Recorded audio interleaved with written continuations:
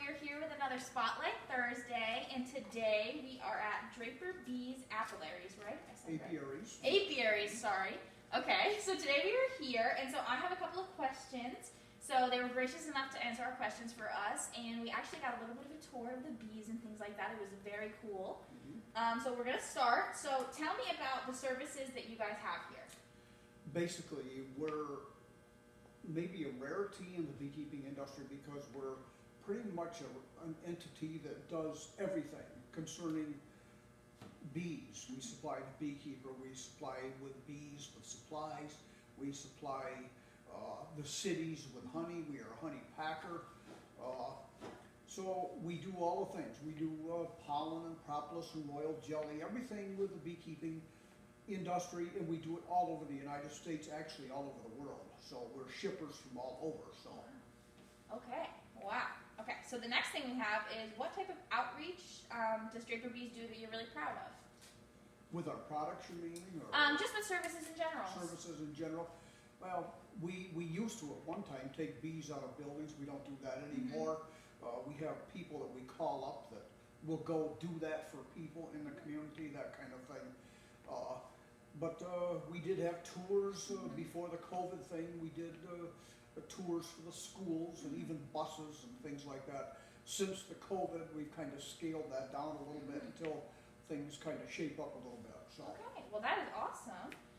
So the next question I have for you, and this one's going to be a doozy. So since you started Draper Bees, how has it changed? We started 50 years ago, and in business nowadays, there's an ebb and flow that occurs that you must adapt to, or else you don't last 50 years. And back when we started, it was the beekeepers thing.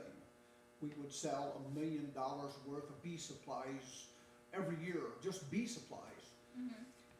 That was the hippie generation. And then the hippies all went back to work in the 80s, and we lost that market. So then we developed a honey market. We put a salesman in all the big cities, and now we have confirmed, consistent markets from Boston to New York to Detroit to Cleveland, and that we deliver to. Every week we have a prescribed run that we deliver to. This obviously has kept us going during these times because very few people will go to the big cities with product, and it's what's kept our head above water during these times. So the ebb and flow from beekeepers, supplies, to honey packer, it's all a progression of things that have occurred over that period of time. So. Okay, well that was awesome. That's great. And we're glad you're still around because we're enjoying it. Okay, so the last question that I have for you is, so tell everybody who's watching one thing about Draper Bees that they might not know. I guess that we're a full service kind of beekeeping honey industry here. We do everything here.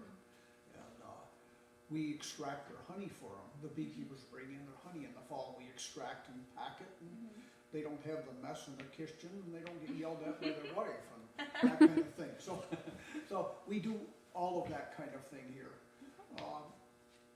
Probably again in the future, we will pick up on courses.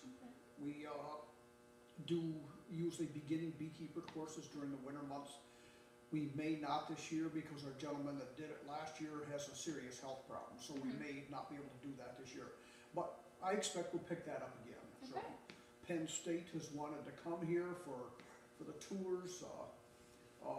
We've had all of the TV channels in here, including ABC News, came in for the observation hive like you, and they were here for a day and a half for a 2-minute spot on Good Morning America back at that time. Oh my gosh. And we were one of 2 agricultural businesses in the country that were selected for this particular spot. So these are things they probably don't know about. No, I didn't know about them, and I think that's awesome. Yeah. Well, thank you so much for meeting with us, and we are going to post a picture of the observation of the bees. I thought that was the coolest thing ever, and I want to share it with everybody else. So if you have any other questions, we will link all the information that you need to know about them below, and please make sure you come out and see them. You can buy anything you need from them in the gift shop. I'm sure going to stop and go get some honey, so just make sure that you check them out.